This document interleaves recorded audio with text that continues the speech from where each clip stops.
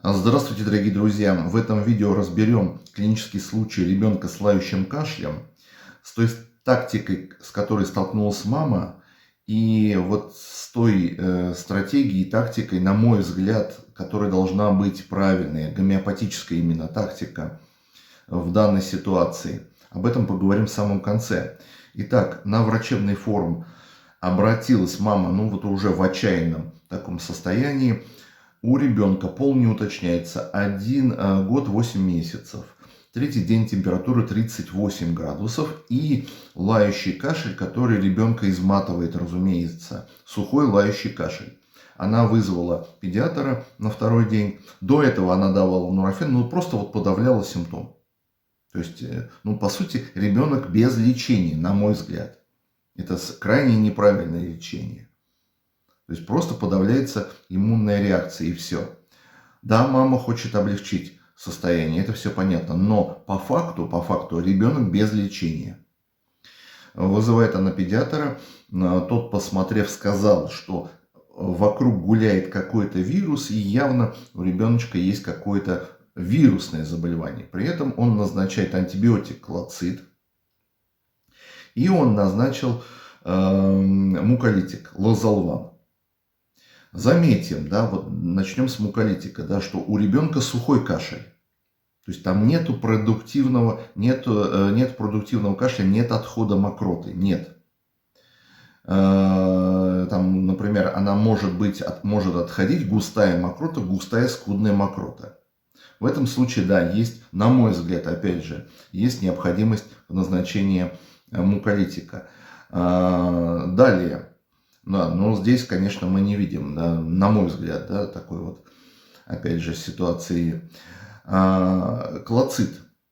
Да, если доктор посмотрел, и он предполагает, вот для себя, предполагает, что, возможно, это микоплазменная пневмония, то есть бактериальная пневмония, то в этом смысле клоцид оправданное назначение, да, действительно. Но при этом на словах он маме говорит, что это вирусное заболевание.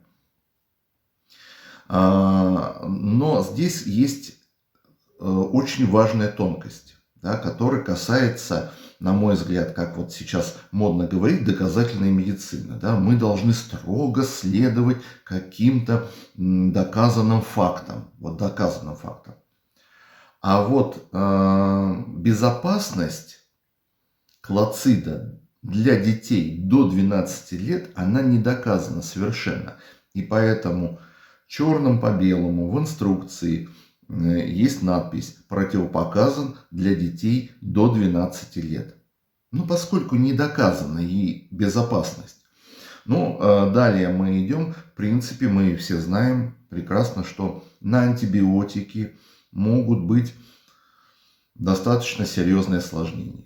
И достаточно серьезные реакции, например, в виде анафилаксии. Да? Значит, соответственно, это вообще само по себе назначение антибиотика, ну, нужно взвешивать, тщательно нужно взвешивать. Здесь, ну, это какая-то непонятная ситуация, на мой взгляд, опять же. Что интересно, на врачебном форуме, где появилось вот сообщение этой мамы, она, да, и вот здесь ситуация такова, что почему она нервничает? Потому что температура-то не снижается.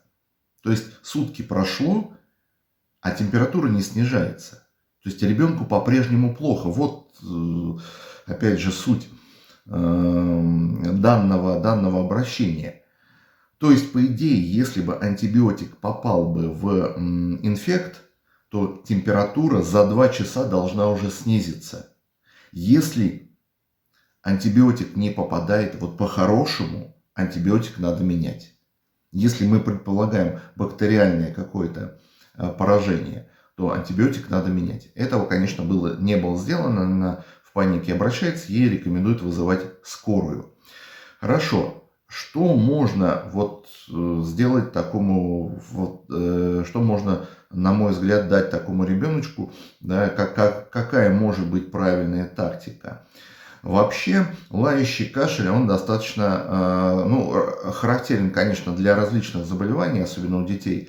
Но, например, я бы вообще думал про коклюш.